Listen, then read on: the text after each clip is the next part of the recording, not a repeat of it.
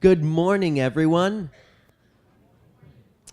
Let's try that again. Good morning, everyone. That's better. I'm so excited to be here. First off, I have to tell you, I love birds. I sometimes get to babysit this Amazon parrot, and he copies people's laughs, which makes everyone join in. It's really funny. So, my presentation is called Benjamin Breaking Barriers. I've been working to move beyond the barriers and challenges of autism ever since I was a toddler. And I'm still working on it. I love music and theater, and I love performing. It's one of my favorite things to do. I also love making people laugh.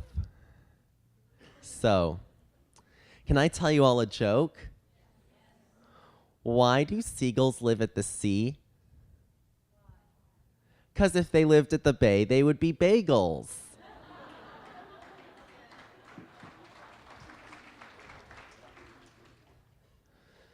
Anyway, when I was in middle school, I had a chance to talk about having autism with my class. One of my teachers thought this might help me with some bullying issues that were going on. Sharing openly and repeatedly about my differences and showing kids my talents has helped make me less of a target. In fact, over time, it has made me a role model. When I transitioned to high school, my autism presented new problems like panic attacks, tics, and terrible OCD, which took me over and often made life unbearable. I couldn't even be in theater anymore because I never knew when I'd have one of these episodes. They made it impossible to function. That's part of the show. Yeah. No, really, I just have a cold. Yeah, anyway, life was black then, but somehow my mom helped me get back on stage by creating my very own autism presentations. Since then, my confidence has returned, and now my story helps encourage people to overcome their own life challenges, to be strong and not give up. I'm helping make the world a better place with more compassion and understanding. And I'm working on inspiring peers to become autism therapists because so many kids are being diagnosed nowadays. So, here is my story, the condensed Reader's Digest version. My mom says I was a very happy, cuddly, social baby with great eye contact and a joyful personality. However, this started changing after I was a year old. I didn't look at people anymore, and although I developed a little language at 15 months, within a few weeks, my first words just faded away. Then, I was either silent or screeching, and gradually, various obsessive behaviors began taking over. I was constantly spinning objects, flapping, rocking, banging my head, and so on. Eventually, when Children's Hospital in San Diego diagnosed me with autism at age 2, I was completely silent and sad, and my mom felt I was far away, lost within myself. With some guidance, my mom started working therapeutically with me all day, every day, always focusing on a heart-to-heart connection and a feeling of joy, searching for what might motivate me. I know this because I actually remember so much from when I was little, especially the songs and games. And whatever I don't remember, I've read about in my mom's book describing our journey. It's all about keeping up hope and reaching for the stars. My mom also used behavioral principles for teaching me language and figuring out how I could best learn. She used music, art, and poetry for inspiration, added lots of movement and sensory integration, and found teaching opportunities in every ordinary situation.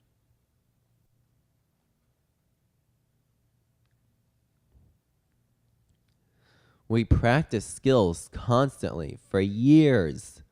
makes me think of this famous African gray parrot named Alex, who first learned to talk by imitating. However, a researcher of animal intelligence worked with Alex for at least 8 hours a day and eventually proved that the bird could think and reason. Alex's brain developed in unexpected and amazing ways because of continuous interaction and playful stimulation. That's exactly how my mom's dedicated work with me has kept my brain developing in spite of autism. I've been exposed to dozens of therapies. In addition to holistic interventions and body work, I've also had lots of biochemical testing with various treatments following, based on the results. I needed chelation therapy because of sky-high mercury levels, and my diet has always been carefully controlled. And yeah, my mom spends a lot of time cooking. She even brought pots and pans with her to Kansas City. And the first thing we did after getting here is to buy basic ingredients at Whole Foods.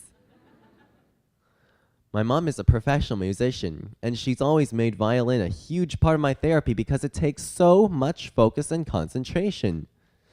I started before age 3, and since middle school, I've played in the top-level youth symphony back home. I also sing in my school's top choir and have performed solos with my a cappella quartet. When I was in elementary school, my mom started involving me in drama and puppet theater because that can be like therapy. You get to keep practicing lines and body language over and over. Even now, outside of rehearsals, my mom drills me on my lines while we go walking. That's really integrating, memorizing while moving around. From my heart, I love music, dance, and drama. The performing arts have nourished my soul and spirit while also being therapeutic activities for me. Along with making music and acting, I've taken advantage of a cool splinter skill. I can easily talk in spoonerisms. That's when you switch consonants and words around to make funny new meanings. It's almost like speaking in a different language. You're leaking in a spiffrent language. You're kitching your swansons and whirning your turds. Doesn't that make your brain hurt?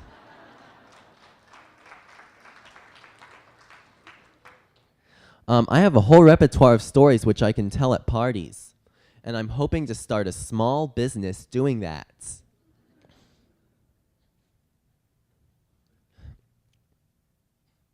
In spite of all the work I've done over the years, I still have to deal with autism challenges every day. My language still hitches, and social cues can escape me. I don't notice when I start hopping around, and it's a constant struggle to get focused. Plus, the fixations and tics that I experience make everything even harder. So, having supportive friends who care is one of the most important things in my life, especially because I love socializing and being with people. That's my greatest source of joy. And now all of you can connect with me too. My website, blog, and Facebook page are all under Benjamin Breaking Barriers. And that's also the title of the book about me. Now, before I go, I've got to tell you one more story. So, this friend of mine was given a real live parrot for free.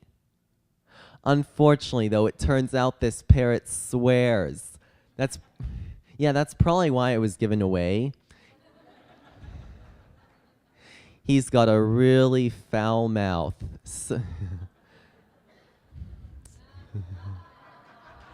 So, she tried different solutions to train him not to swear, including squirting him with water, putting a sheet over his cage, and yelling at him.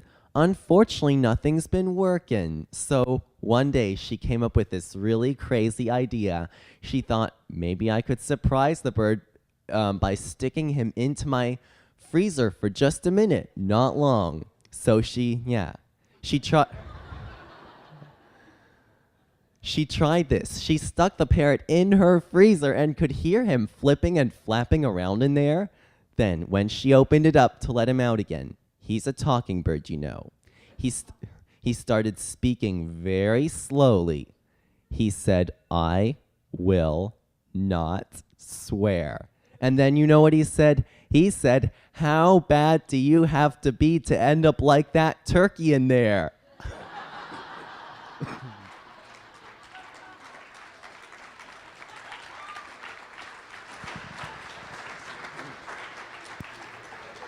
Thank you.